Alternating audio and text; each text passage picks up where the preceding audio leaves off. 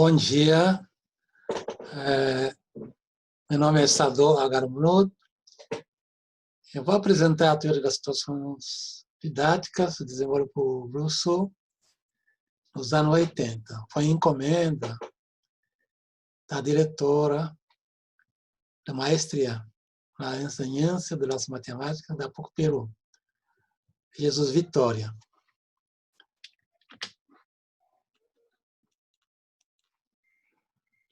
Antes de avançar na discussão sobre a teoria das situações didáticas, vou falar da concepção e pertinência por uma teoria. A gente sabe que a nossa concepção e preferência por uma determinada teoria, a educação matemática, influencia a nossa escolha de questões da pesquisa, bem como o nosso quadro teórico de investigação na área de educação matemática. Há diferentes tipos de ponto de vista para analisar a compreensão do conhecimento, principalmente epistemológico ou psicológico, e o cognitivo, por citar só essas três. A teoria de base de uma pesquisa é o que vai guiar o pesquisador em todo o seu percurso, desde o ponto de vista adotado para a compreensão do conhecimento, passando pelas ações na atividade e o tempo de duração das investigações até a análise dos dados coletados. Aí coloca a questão seguinte: existiria uma teoria que englobaria todos os pontos de vista que se pode ter sobre os fatores que interferem nos processos de ensino e aprendizagem de conteúdos? Claro, obviamente, a resposta é não. E aí que emerge justamente a teoria das situações dentro da didática das disciplinas. O que é didática das disciplinas? É uma área do conhecimento que estuda as condições reprodutíveis, controláveis das aprendizagens e do ensino de todos os tipos. Estuda principalmente a especificidade dessas condições de acordo com o conhecimento visado ou obtido. Ela se dedica em distinguir nessas produções as declarações de caráter científico dos dispositivos de engenharia ou de opiniões. Ela não é redutiva a disciplinas nem a domínios clássicos, como a matemática ou a psicologia. Ela é a ciência das condições e restrições da divisão das praxeologias e instituições da sociedade, segundo Chevalier. E aí, nessa perspectiva que várias teorias foram desenvolvidas, entre elas a teoria das situações didáticas, que eu vou discutir nessa apresentação, a dialética frente-objeto, noção do quadro do Regine Douady, teoria dos campos conceituais de Gerard Vergniaud, teoria dos registros de representação semiótica de Raymond Duval, teoria antropológica do didático de Chevalier, gênese experimental, gênese documental de Luc Truche e colaboradores. E nessa perspectiva também foram desenvolvidas várias metodologias de pesquisa. Entre elas, cito a engenharia didática de primeira geração, que é conhecido sobre a engenharia didática, Michel Artigue, a engenharia didática de segunda geração, de Marie-Jeanne Perrin-Glorian, a engenharia didática do PEP, Chevalier e colaboradores, a engenharia de formação, que é a verdade que permeia esses três tipos de engenharia didáticas, a engenharia de domínio de experiência, do Boero.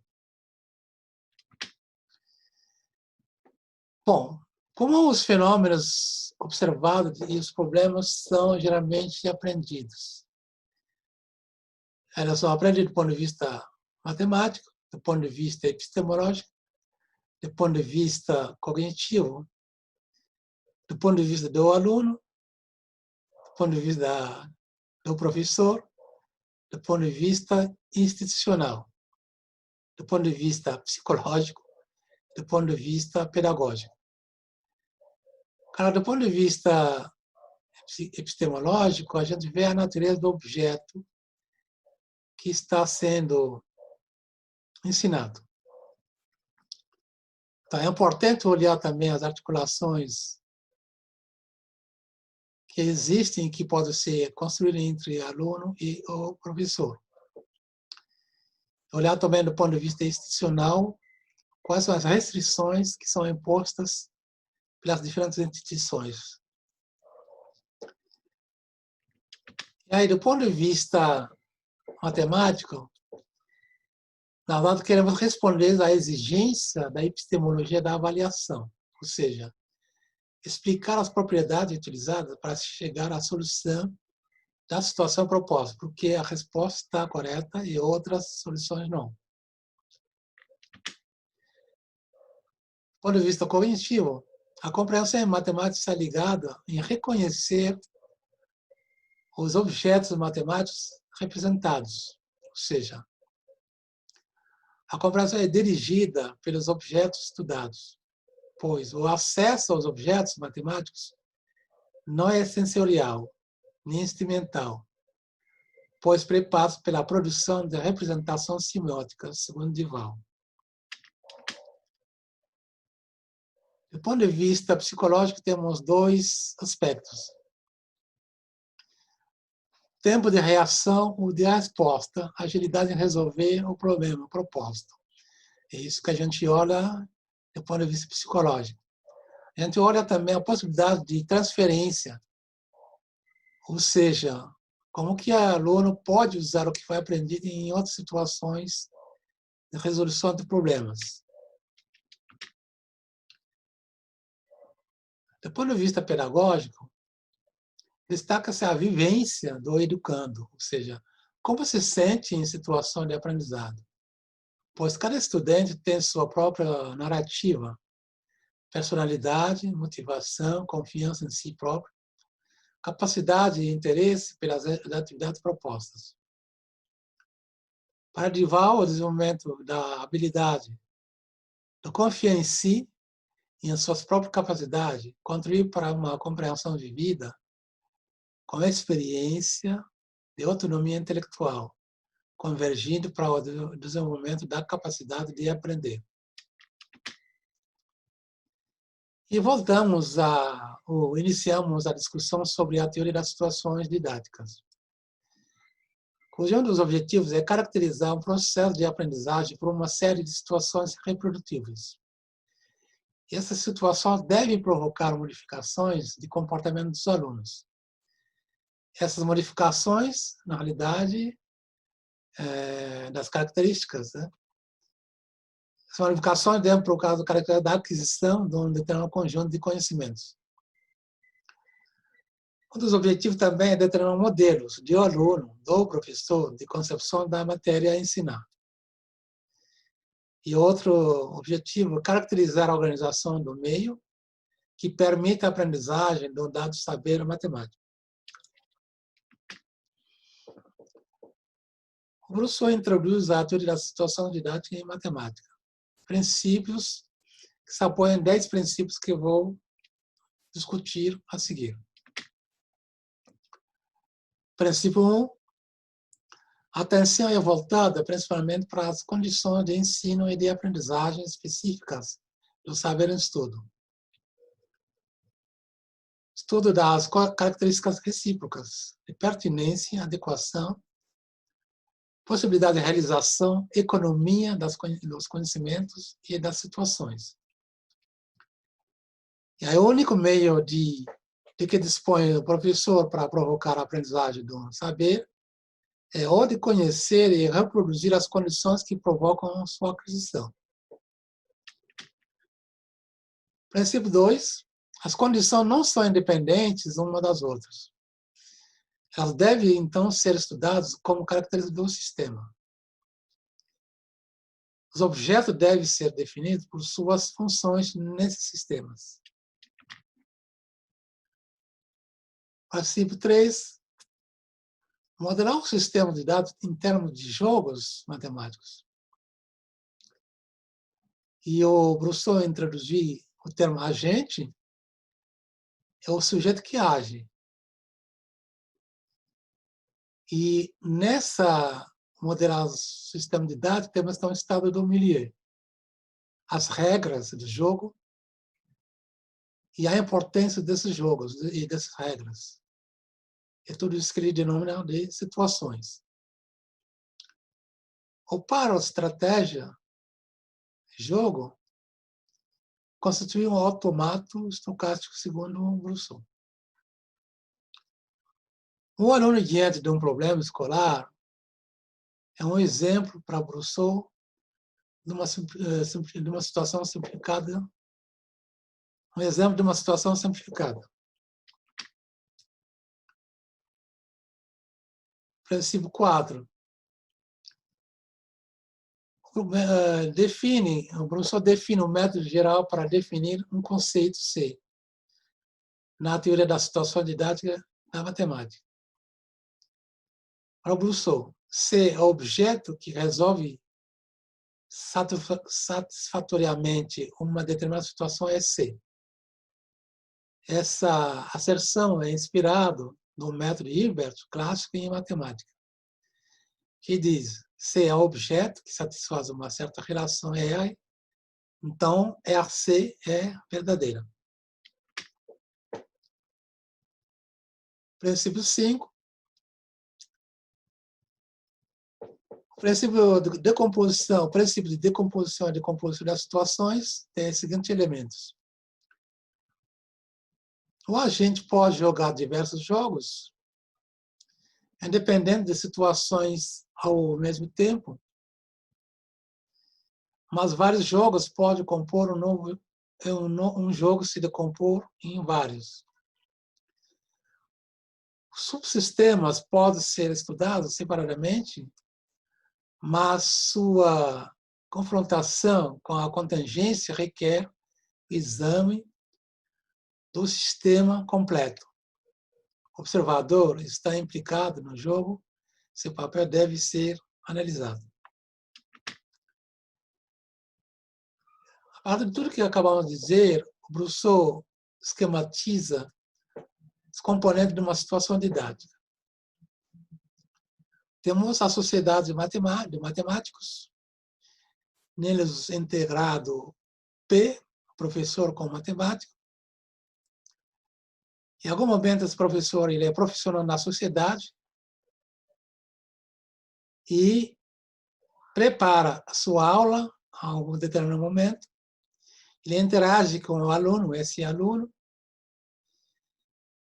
e o sujeito entra numa situação de aprendizagem, interagindo com o milieu. Princípio 6, que fala do axioma da correspondência entre os conhecimentos matemáticos e as situações. Cada conhecimento matemático possui, pelo menos, segundo Rousseau, uma situação que o caracteriza. E cada situação matemática requer a utilização de, pelo menos, o conhecimento matemático. Mas Rousseau afirma que não há correspondência um a um. Princípio 7 fala justamente que para um conhecimento dado, uma situação deve ter diversas características. Deve ter a pertinência, a adequação, possibilidade de realização, custo de utilização de comunicação, custo de ensino, custo de aprendizagem, etc. E essas características mudam segundo os parâmetros da situação. O princípio 8 fala da hipótese da existência de situações fundamentais. Para Rousseau, toda coleção de situações que caracterizam o mesmo conhecimento possui, pelo menos, uma situação que ele chamou de situação fundamental, que a geram pela determinação dos valores das suas variáveis. O que é uma situação fundamental, segundo Rousseau? conjunto restrito de situações didáticas, cuja noção a ensinar permite responder de forma adequada. Essas situações permitem introduzir os conhecimentos em sala de aula, numa epistemologia provavelmente científica.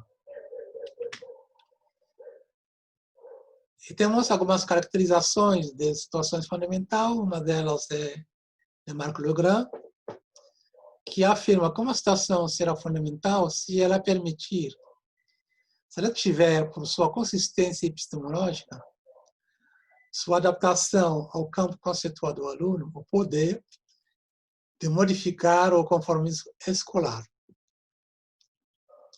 Se ela permitir uma desestabilização, justificar a aceitação de uma mudança de ponto de vista.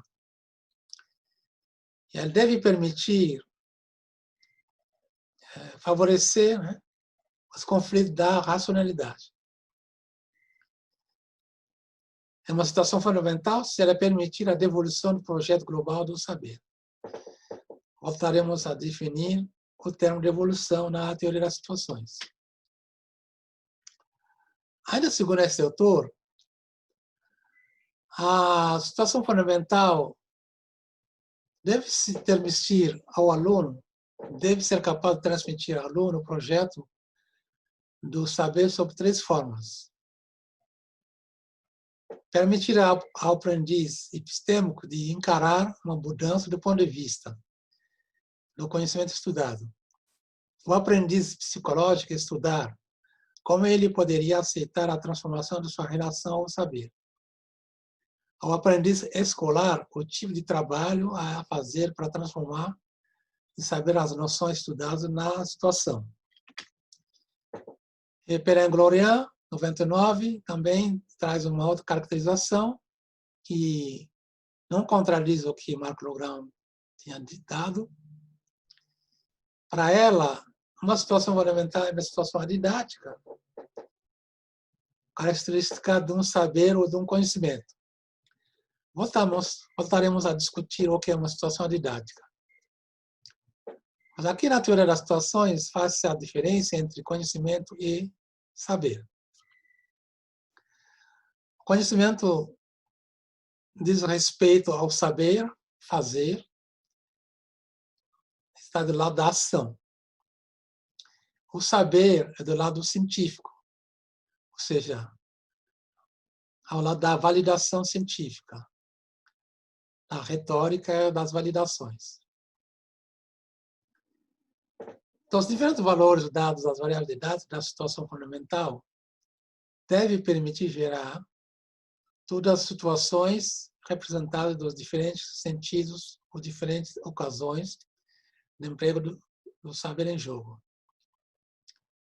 No final quase no final da apresentação, vou apresentar um exemplo no qual a gente vai a algumas variáveis didáticas numa situação. Princípio 9, segundo Brousseau, a aprendizagem se manifesta por uma mudança estável, estratégia e ganho sobre uma determinada conjunto de situações. Bom, se eu transferir um conhecimento para o outro, é provocado por uma adaptação à situação. E essa mudança pode resultar da adaptação pragmática a uma ou várias componentes da situação didática, ou a uma situação reflexiva própria. O último princípio, 10, Brousseau afirma que as situações podem se articular em um processo de diversas maneiras, segundo uma das articulações logística, lógica, heurística, dos conhecimentos que ela determinam, segundo as variáveis cognitivas da situação, por uma adaptação ergonômica, por questionamento reflexivo sistemático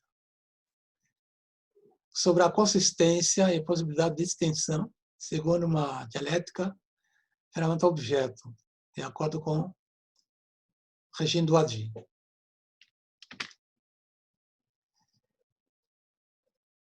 Rousseau traz, de uma forma resumida, outros princípios. Os princípios epistemológicos que estabelecem as relações da teoria das situações didáticas em matemática com as ciências matemáticas. Tem outras metodologias que indicam as modalidades científicas de confrontação de modelos de situações com a contingência. Outros tecnológicos enquadram a engenharia de produção e do desenvolvimento.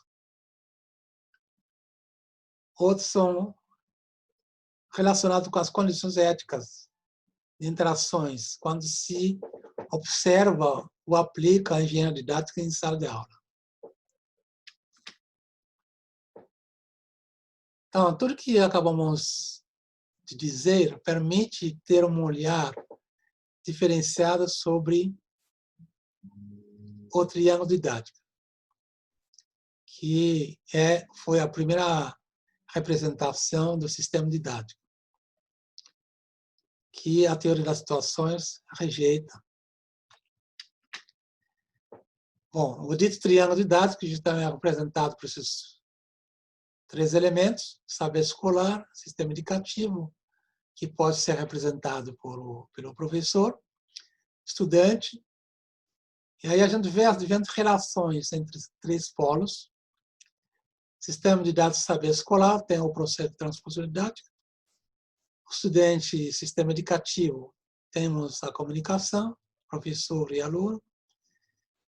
E estudante saber escolar, temos o sistema indicativo, que define o que deve ser ensinado. Rousseau introduz justamente outro triângulo, uma parte que não está explicitada no primeiro triângulo, que tem esses três elementos: o conhecimento, o aprendiz e o milieu. O milieu com que vai permitir dar o significado do conhecimento a ser aprendido, e o aprendiz se adapta às exigências, às restrições do milieu, para aprender o conhecimento no jogo. E aí o Rousseau junta os dois triângulos para ter um hexágono, agregando justamente saber escolar e conhecimento a ser aprendido. Milieu que interage com o sistema educativo, que pode ser o professor. Aprendiz e estudante, que se adaptam ao milieu. E todas essas interações, a gente está vendo flashes ainda voltando. Então, temos um sistema cíclico nesse triângulo hexágono, que eu apresento aqui de uma forma resumida. Então, voltando na questão da situação didática, que eu falei que ia voltar, ela concerne a parte de uma situação didática que o professor delega ao estudante. E o professor se esforça em excluir suas intervenções relativas à solução. Como eu diria de uma outra forma, a situação didática é uma situação didática cujas intenções de professor não foram reveladas ao aluno. E aí, nesse processo, o professor tenta excluir suas intervenções relativas à solução. Ele deve ser um mediador. O estudante pode, então, interagir com o milieu quase não didático, onde ele pode e deve ignorar as intenções didáticas do professor. Assim, a produção pelo estudante de diferentes tipos de ação, de formulação e de validação só respondem à necessidade própria não didáticas. Voltarei a discutir essas dialéticas mais à frente. E a teoria das situações matemáticas não didáticas sobre Rousseau. Ali agrega situações, formas de conhecimento e de aprendizagem. Para Rousseau, as situações diferem essencialmente por suas regras. E essas regras são determinadas pelo conhecimento a ser ensinado. Ele afirma, entretanto, que as formas de conhecimento, seu tipo de aprendizagem ou de aquisição, são determinadas pela estrutura do sistema. As classes de situações que podem provocá-las pelo jogo de suas variáveis cognitivas e didáticas. Formas, tipos e classes se correspondem um a um, como a gente já tinha falado. Na primeira aproximação, distinguimos 4 classes de situações. A situação de ação, formulação, validação e institucionalização. E aí vamos ver como se manifestam essas situações, suas funções, a forma de conhecimento adquirido, cuja intenção de ensinar é envolvida nessas situações, e modo de aquisição. A situação de ação, formulação e validação, ação e formulação se manifesta pela performance, competência e código. A função da situação de ação é que o aluno deve tomar decisões, usar seus modelos implícitos de ação e seu repertório.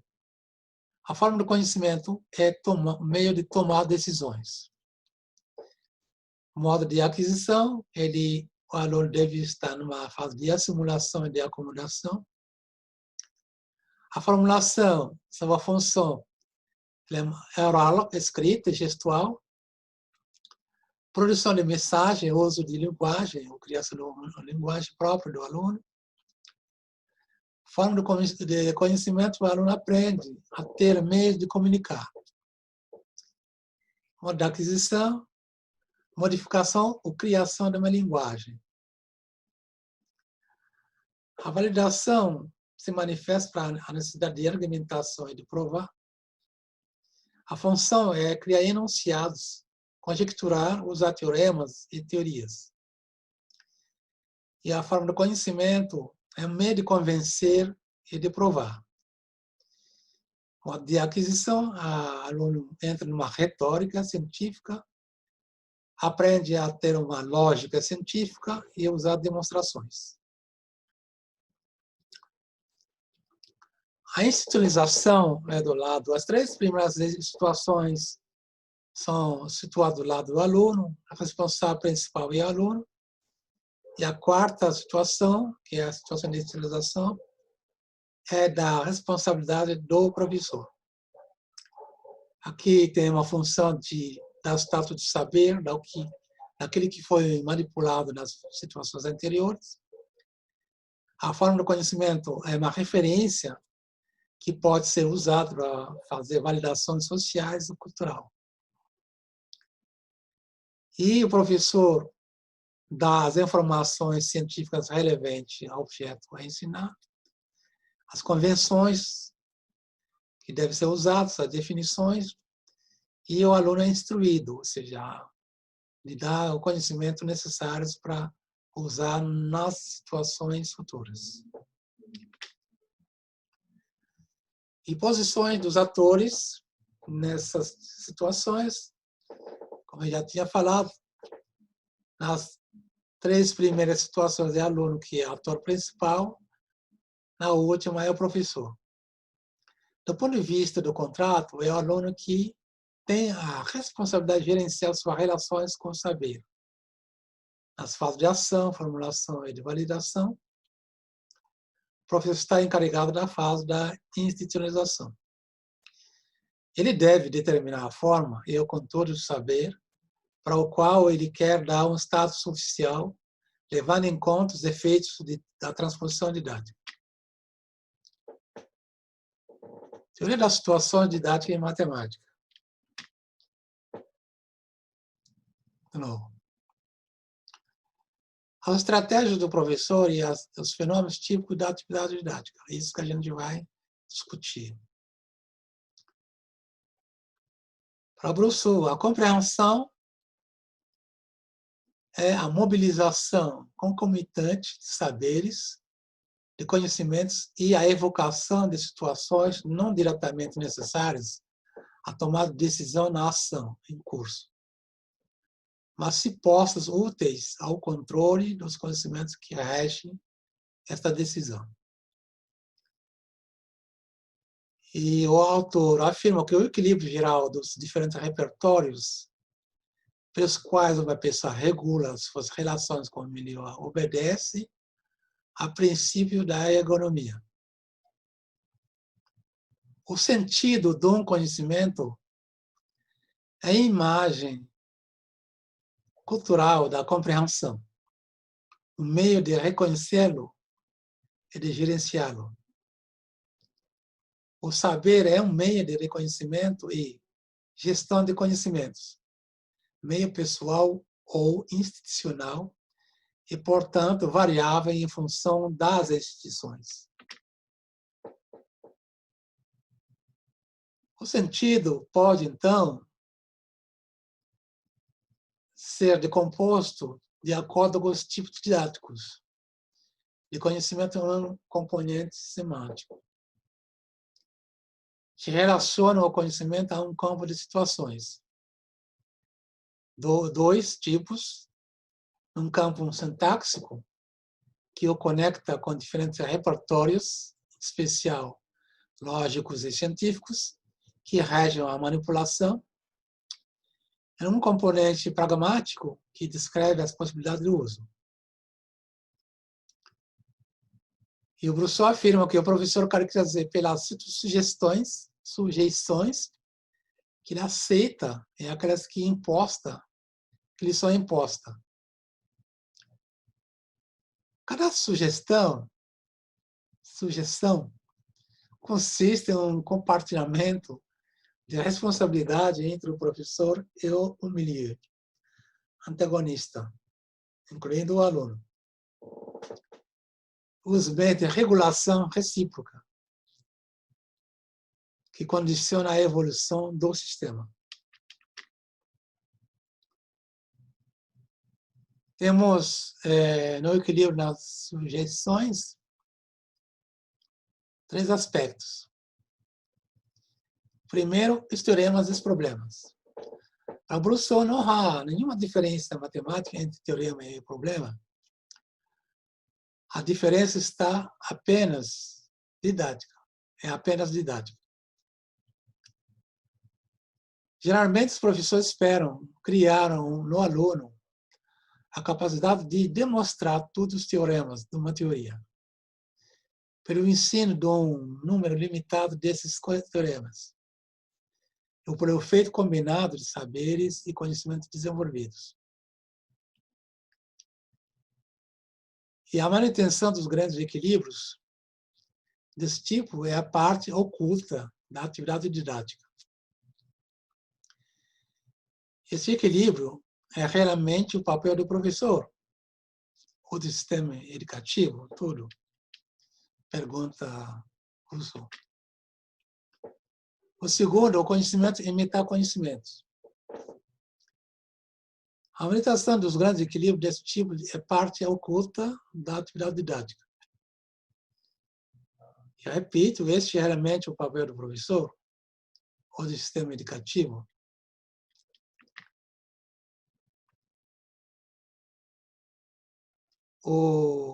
Na realidade, que colocou isso é o B, porque o B é uma repetição do A, numa parte do A.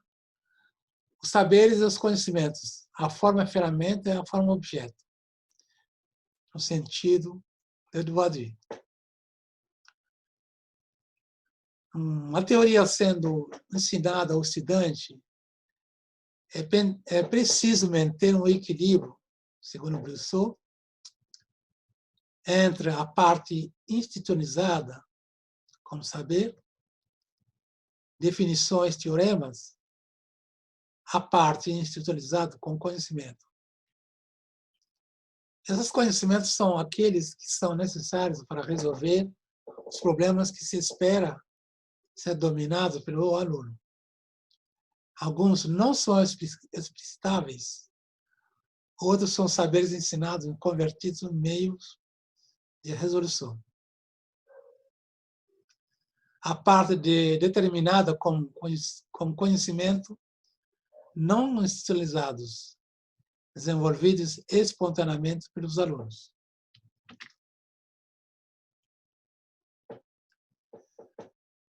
E aqui vamos falar da estratégia do professor e os fenômenos típicos da atividade didática.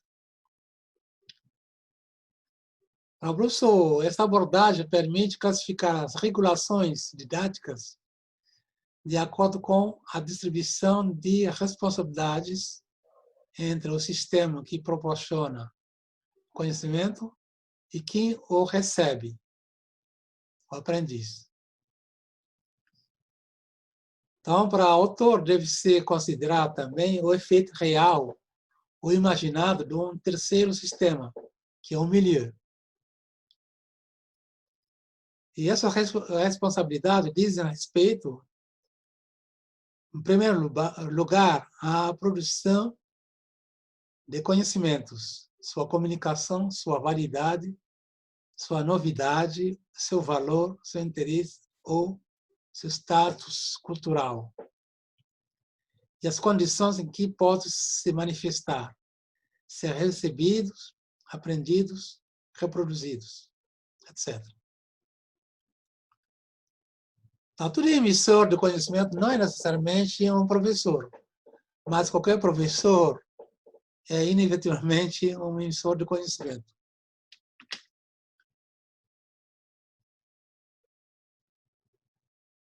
E a responsabilidade do professor começam com o direito que se dá o que recebe para modificar intencionalmente o sistema de decisão do seu interlocutor. Então, essas responsabilidades se apoiam na possibilidade real, suposta, de reconhecer indícios de um efeito produzido por uma ação. Esses indícios são, por exemplo, a aparição de determinados comportamentos ou produções, reproduções, traduções ou extrapolações. A ação do professor não pode ser estudado independentemente das atividades cognitivas próprias do sujeito, isto é, das sugestões não didáticas do aprendiz. Então, essa ação deve ser estudada como uma regulação das suas sugestões não didáticas.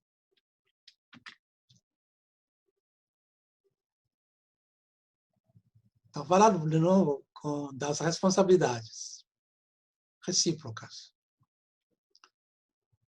Os tipos de situação didática e contradidáticas se determinam pela repartição explícita e implícita das responsabilidades entre o professor e os alunos.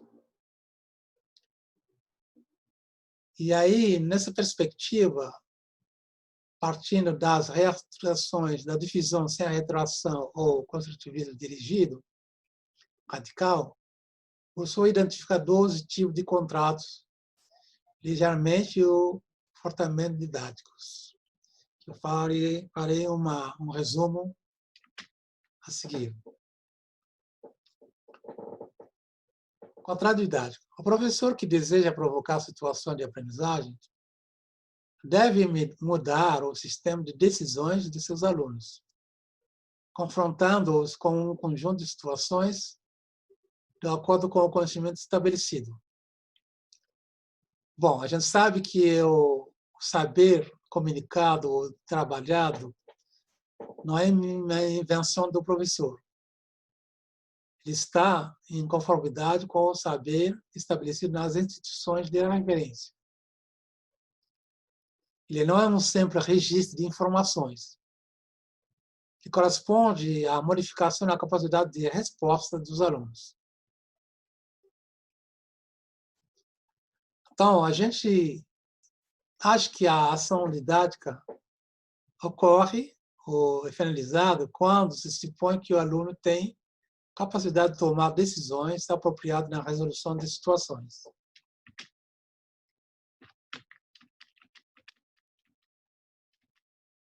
O contrato de transmissão de conhecimento sem intenção didática. Então, você tem um emissor, um receptor. A emissão produz um texto que é comunicado ao receptor. Então, para o emissor, não é encarregado de ensinar o que quer que seja, ele só emite um texto que ele comunica ao receptor. E o receptor, em função de suas competências e habilidades, modifica as suas crenças ou atos, independentemente da vontade do emissor. Então, aqui, em resumo, estamos contrato de emissão, contrato de comunicação, contrato de habilidades, contrato de produção do saber. Contrato de poucos didáticos que encarregam um saber, que se encarregam de um saber novo. Aqui o emissor produz um texto, ele organiza em função de determinadas características teóricas, o receptor recebe, e aí a gente tem aqui justamente contrato de informação, dialética e dogmática, contrato de utilização dos conhecimentos, contrato de iniciação de controle, contrato de instrução ou de direção do estudo. Uma certa conclusão sobre os contratos, pouco didáticos, o aluno tem a responsabilidade principal. Ele decide do uso dos meios colocados à sua disposição. Então, esses contratos levam em consideração o projeto de fazer com que um interlocutor se aproprie de um saber. Então, a gente tem nesse tipo de contratos de emissão de comunicação, depende da forma da mensagem, de habilidade de produção de informação, sentido da mensagem, de utilização, de iniciação, de instrução, uso da mensagem. Então, fazendo mais um resumo desses contratos, estudo do contrato didático. No caso do contrato didático, temos o aluno, professor, instituição M e instituição D. Aluno é aquele a quem se ensina, o professor é aquele que ensina, a instituição M, a qual quem recebe a instrução deve submeter-se ao final do processo, que decide que o professor deve preparar, que recebe o ensino para as práticas de M. Então, o saber nas duas coisas é comunicado, entre aspas, não é uma produção ou uma invenção do professor, não é um mero registro de informações. Cada um, professor e aluno, imagina o que o outro espera dele e o que cada um pensa que o outro pensa. Então, a ação termina quando se expõe que aquele que recebeu o ensino é capaz de tomar decisões por si mesmo. Claro que temos alguns paradoxos do contrato didático. O saber a ensinar não pode ser objeto de acordo prévio entre os seus protagonistas. O professor não deve dizer ao aluno o que ele deve fazer, nem ditar as decisões que o aluno irá tomar. Então, o contrato didático é necessariamente incerto. O professor afirma que não é possível pactuar um contrato didático com o professor e aquele que é ensinado. As cláusulas não são explicitáveis. O aluno não sabe aonde o querem levar, nem como esse processo acontecerá. Se existisse tal contrato, ele estaria fadado a ser quebrado. É necessariamente incerto. Esses paradoxos reiteram o fato de que o ensino e a aprendizagem acontecem por meio de processos que nunca estão em equilíbrio estável. E a institucionalização, como eu já tinha falado, é a passagem para um conhecimento de seu papel ferramenta de resolução de uma situação de ação, de formulação de prova para um novo papel de objeto de referência para utilização futuras, coletivas ou pessoais. O professor e os alunos entram em uma nova convenção. O valor do conhecimento em jogo não é estabelecido imediatamente. Ele é garantido pela sociedade, pela cultura. Isso se revelará daqui em diante em outras atividades didáticas ou não. O professor reconhece e nomeia os conhecimentos interessantes nas produções dos alunos, que deve esquecer suas próprias formulações. O professor deve esquecer suas próprias formulações e fixar o vocabulário. Ele combina com os alunos a possibilidade de exigir no futuro certos saberes como conhecidos e familiares. Às vezes, segundo certos objetivos de aprendizagem podem ser escolhidos e sua responsabilidade dividida entre o professor e os alunos. Então, o objetivo da institucionalização é identificar, denominar e verificar. Numa situação, de um tipo de relação ou de uma prática matemática. Identificação de um projeto didático de aprendizagem, de um conhecimento, de um repertório para a formulação, de um repertório de provas, de um repertório didático e epistemológico, comum com os alunos, etc. E aqui retomo a ideia da devolução. Para Brussel é ato pelo qual o professor tem que o aluno aceite, possa aceitar agir numa situação didática, assumindo o risco e a responsabilidade dos seus atos em condições certas. A concepção e a gestão da incerteza das situações didáticas é a parte mais difícil do ato didático.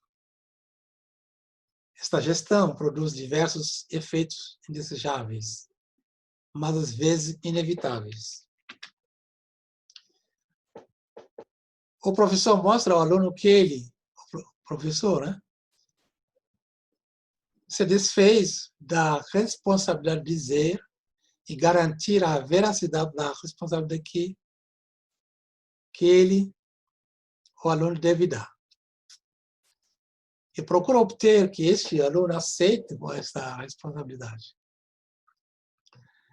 Não é suficiente dizer ao aluno, você deve. Para que esta devolução seja possível, o professor deve se assegurar que a situação não didática possa ser compreendida, ou seja, que o aluno conhece uma estratégia básica, eficaz ou não, para responder à situação. Forma de evolução de um projeto, de uma preferência, da responsabilidade de um resultado, numa interpretação casual, da responsabilidade de antecipar, de uma situação didática, da reiteração, de uma reificação, etc.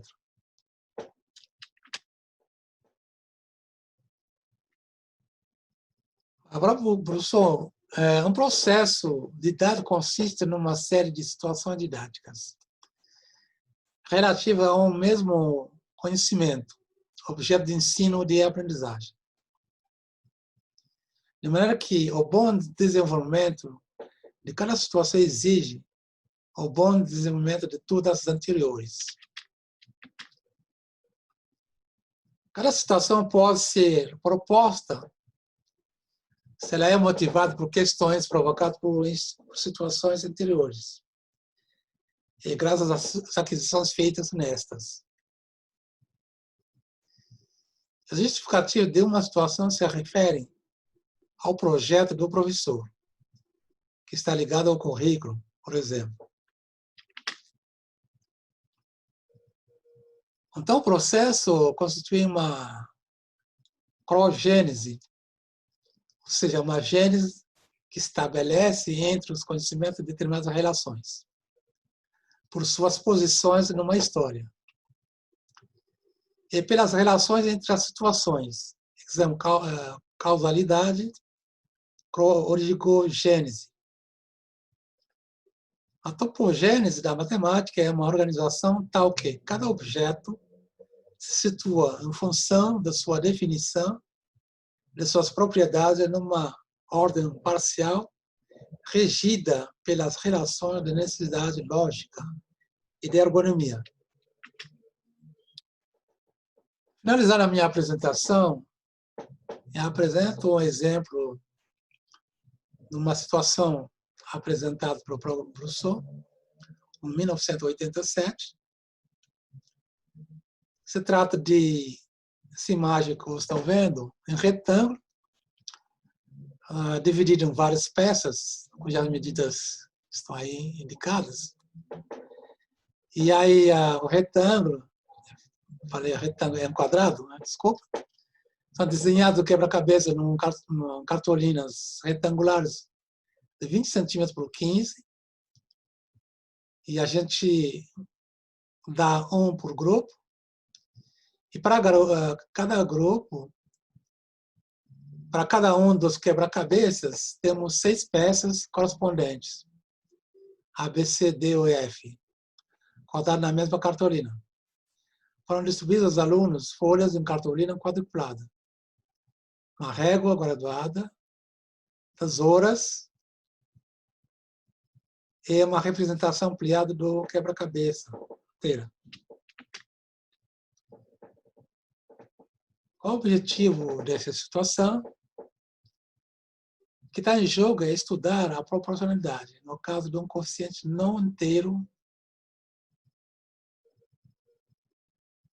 E aqui a gente vê, na escola do quebra-cabeça, uma variável didática.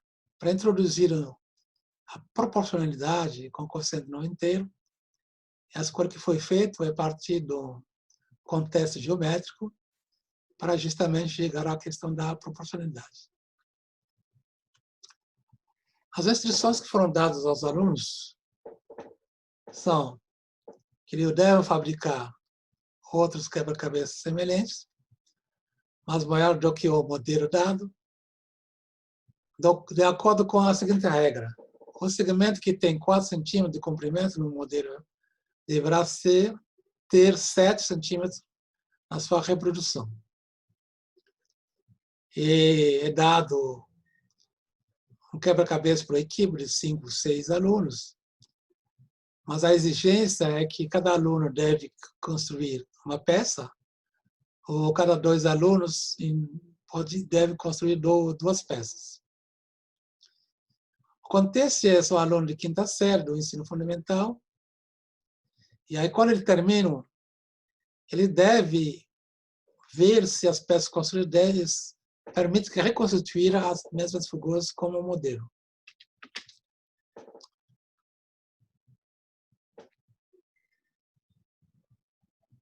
Bom, após uma breve consulta pela equipe, ele deve se separar por sua peça, e o professor tem exibido no quadro a representação ampliada do quebra-cabeça completo.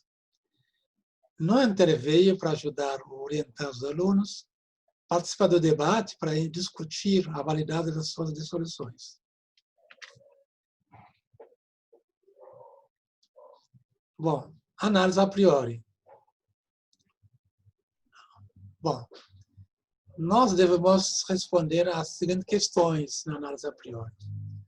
Quais conhecimentos são necessários para se envolver na resolução e ter sucesso no cumprimento da tarefa? Então, devemos explicitar os conhecimentos, saber fazeres, que podem ser visados pela situação. Quais são os procedimentos corretos e errôneos que podem ser antecipados? Quais conhecimentos ou concepções dos alunos podem ser obstáculos para a apropriação desses conhecimentos visados? Lembrando que o termo obstáculo é usado no sentido Rousseau, quando ele diz que obstáculo é um conhecimento, que pode dar certo em algumas circunstâncias e que em outras pode dar errado. Devemos especificar os saberes da referência, que podem ser associados ao conhecimento visado. Para a segunda parte da análise a priori, colocamos as segundas questões. Quais são as características da situação do quebra-cabeça que podem permitir a priori para estudar, para o estudante modificar seus conhecimentos iniciais e procedimentos incorretos e evoluir para a apropriação do conhecimento visado? Quais são os elementos do contrato didático nessa situação em relação à pergunta anterior? Bom, quais são os pré-requisitos que o aluno deve ter para se engajar na resolução da tarefa? Multiplicação do número decimal por um número inteiro. Divisão de decimal de 2 inteiros. Resolver problemas envolvendo a proporcionalidade, usando procedimentos variados. Ideias intuitivas de ampliação, conservando a mesma forma. Bom, procedimentos errôneos e corretos. Aqui, os corretos são. E passa do 4 para o 7, portanto, a gente tem que ver. Passa do 1 é 4 dividido 4, então 7 dividido 4 dá 1,75. E 1 centímetro torna-se 1,75 centímetros, portanto, 2 centímetros é 2 vezes mais. 5 centímetros dá 5 vezes mais, etc. Aí, utilizar o coeficiente de proporcionalidade 7 sobre 4 para multiplicar todas as medidas dos lados das peças do quebra-cabeça da partida e obter as medidas dos lados das peças da peça ampliada. O aluno deve usar, usando em ato as propriedades de linearidade dos números dados no quebra-cabeça. Ele deve usar também a tabela de proporcionalidade e propriedade em ato da função linear, utilizando-se os valores diferentes dos valores do quebra-cabeça. Bom, o não respeito dessas regras que levam ao acerto pode levar o aluno a construir peças desse tipo que não se encaixam. Por exemplo, outro exemplo. E os problemas errôneos, né? É mudar só 4 e não as outras dimensões. Dizer que 7 torna-se 4, inverter 4 e 7. Iniciar construindo os lados do quadrado ampliado, acrescentando 3 à medida de cada lado. Não respeitar as medidas dos ângulos e, portanto, a forma.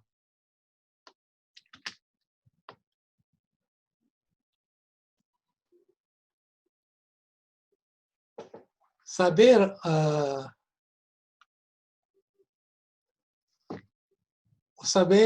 saber de referência. A função linear e suas propriedades ditas de linearidade. Função que a x faz corresponder a x, que a imagem da soma é a soma das imagens, a imagem de k vezes x é k vezes w de x. Esses saberes são usados de uma forma implícita na resolução do problema, que na sexta série não se estuda a função linear. O saber a ensinar a proporcionalidade com diferentes procedimentos, usando um ato, ideia de Vernion, o conceito de função linear e as propriedades de linearidade no caso do coeficiente de proporcionalidade não inteiro.